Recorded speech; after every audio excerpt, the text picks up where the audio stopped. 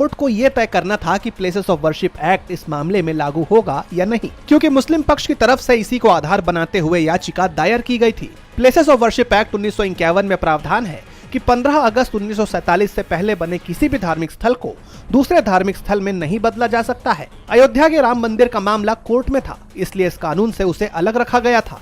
ऐसे में जब मथुरा में कृष्ण जन्मभूमि और शाही ईदगाह मस्जिद विवाद सामने आया तो मुस्लिम पक्ष की दलील थी कि प्लेसेस ऑफ वर्शिप एक्ट के चलते इस मामले में कोर्ट को सुनवाई नहीं करनी चाहिए, लेकिन हाई कोर्ट ने इस दलील को खारिज कर दिया। इसके साथ ही कोर्ट ने इस मामले में दायर सभी 18 याचिकाओं की सुनवाई एक साथ करने के आदेश भी दे दिए। जस्टिस मयंक कुमार जैन की सिंगल बेंच ने ये फैसला सुनाया है। हिंदू पक्ष के वकील विष्णु शंकर जैन ने कोर्ट के फैसले को ऐतिहासिक बताते हुए कहा कि यह मील का पत्थर साबित होगा। उन्होंने कहा कि अब इस मामले में हम सुप्रीम कोर्ट में कैविएट दाखिल करेंगे। वकील ने आगे कहा कि अब इस मामले में अयोध्या की तर्ज पर सुनवाई होगी। बता दें कि हिंदू पक्ष की तरफ से दाखिल याचिका में यह दावा किया गया था कि शाही ईदगाह का 2.5 एकड़ का एरिया मस्जिद नहीं है, वो गर्भगृह की जमीन है। वहीं मुस्लिम पक्ष ये दलील दे रहा था कि 1968 में हुए समझौते के तहत मस्जिद के लिए जगह दी गई थी।